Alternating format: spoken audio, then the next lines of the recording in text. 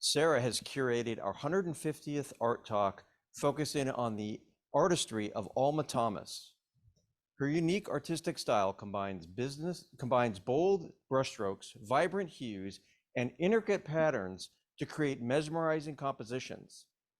In fact, and this is actually very interesting and prestigious fact, Thomas was the first African-American woman to have her work added to the White House collection. So without any further ado, over to you, Sarah. Good morning. Thanks, Jacques. So Alma Woodsey Thomas was kind of an unconventional artistic figure. Her career as a painter started out later in her life. Alma first had a career as an art teacher, after which she devoted herself to her own art. In 1970, 8 years before her death, the artist declared, quote, "Creative art is for all time, and it is therefore independent of time. It is of all ages and every land." The colorful abstract canvas paintings and watercolors also tell of her independence. Even though her unconventional and innovative art style defies rigid classifications, her work is often associated with the Washington Color School. Today, the artist, who spent most of her life in Washington, D.C., is famous as an important pioneer of abstract art in the U.S. In the following slides, we'll introduce Alma Thomas in more detail through 10 of her colorful abstract paintings. When Thomas began to seriously dedicate herself to her own art in 1960, she was at the end of a 35-year career as an art teacher. The works that were created during this initial period still make it kind of clear that Thomas had yet to find her own style at that time.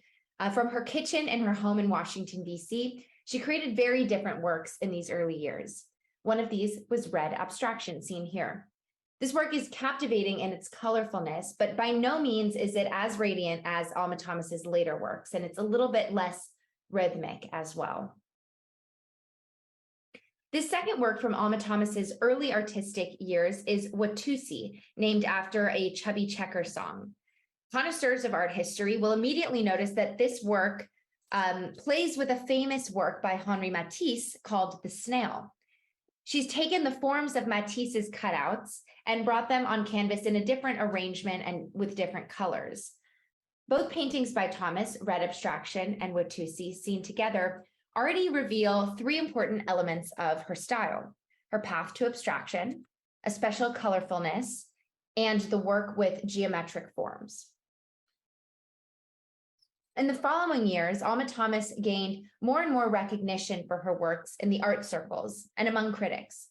Soon she was seen in a row with artists such as Morris Louis, Gene Davis, and others who since the 1950s belonged to a movement called the Washington Color School.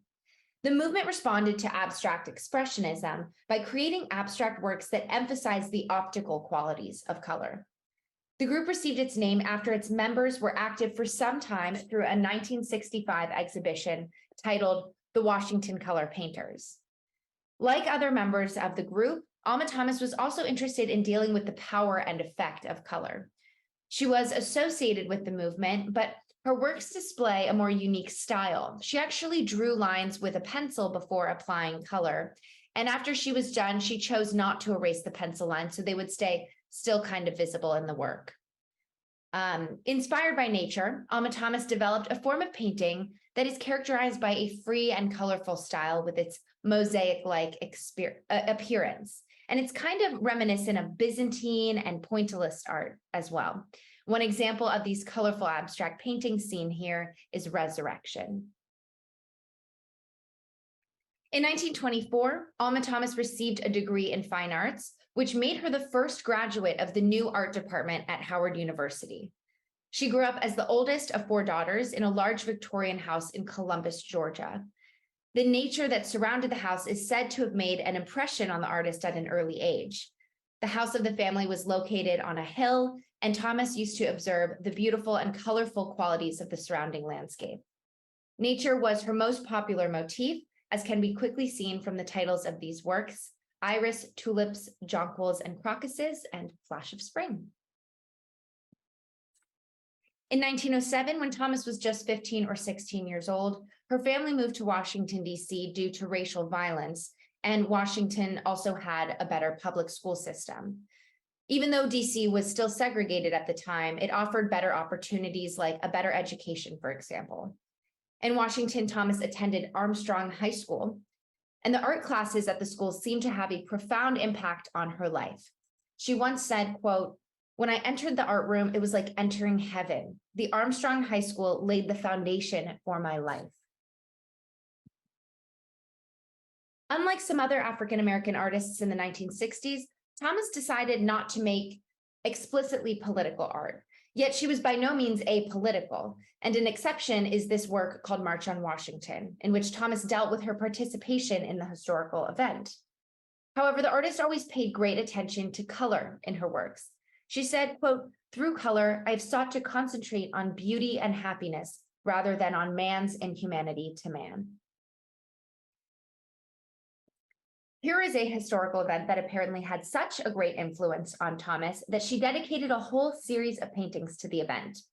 The series is called Space, or Snoopy. The latter title is an allusion to the name of a vehicle that the astronauts used after landing on the moon.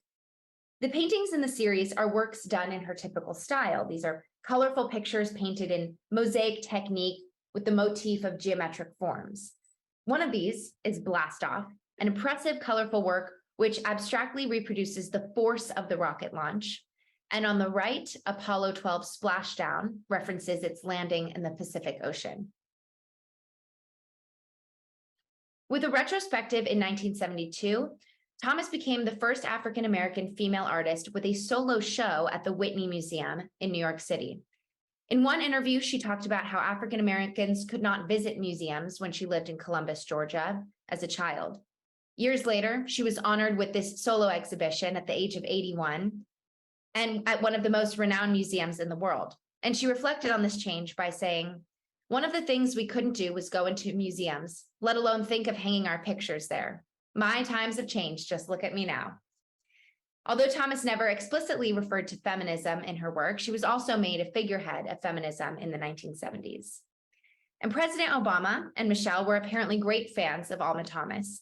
In 2015, her work, Resurrection, was exhibited in the Old Family Dining Room at the White House. And as Jacques mentioned, it was the first artwork made by an African-American woman that was displayed as part of the permanent collection in the public spaces of the White House. 3 of the artist's works also made it into the White House during Obama's term of office. Her piece here, Skylight, for example, was hung in the private family quarters. Thank you, everyone, and have a good week. I'll see you next week. Thank you, Sarah. Alma Thomas's vibrant and abstract works remind us of the power of creativity and certainly inspiration in our lives.